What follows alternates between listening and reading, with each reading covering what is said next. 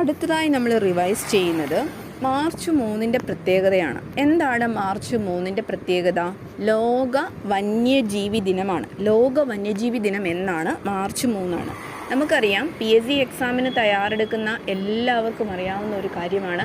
ഒരുപാട് ഡേറ്റുകൾ നമ്മെ കൺഫ്യൂഷൻ ആക്കുന്നുണ്ട്. ഓപ്ഷനകത്തുനിന്ന് സെലക്ട് ചെയ്യാൻ നമുക്ക് ഒരുപാട് കൺഫ്യൂഷൻ വരുന്ന ക്വസ്റ്റ്യൻസ് നമ്മൾ ഫേസ് ചെയ്യാറുണ്ട്. കൃത്യമായിട്ട് അറിയാമെങ്കിൽ മാത്രമേ അത് അറ്റൻഡ് ചെയ്യാവുള്ളൂ, അല്ലെങ്കിൽ നമുക്ക് മാർക്ക് പോകും. മാർച്ച് 3 പ്രത്യേകത എന്താണ്? ലോക വന്യജീവി ദിനം. ഇത് പഠിച്ചെടുക്കാൻ വളരെ എളുപ്പമാണ് കേട്ടോ. എൻ്റെ റിവിഷൻ ക്ലാസ്സിൽ, എൻ്റെ റിവിഷൻ ക്ലാസ് നടത്തുന്ന യൂട്യൂബ് ചാനലിൽ ഡേറ്റുകളും ഇയറുകളും എല്ലാം കൃത്യമായിട്ട് പഠിച്ചു തന്നെയാണ് പോകുന്നത്. ഇത് അറ്റൻഡ് ചെയ്യുന്നവർക്ക് ഈ ഒരു ഡേറ്റുകൾ മറന്നു പോവുകയില്ല. കാരണം 1 വീക്ക് ഇത് റിവൈസ് ചെയ്യണം.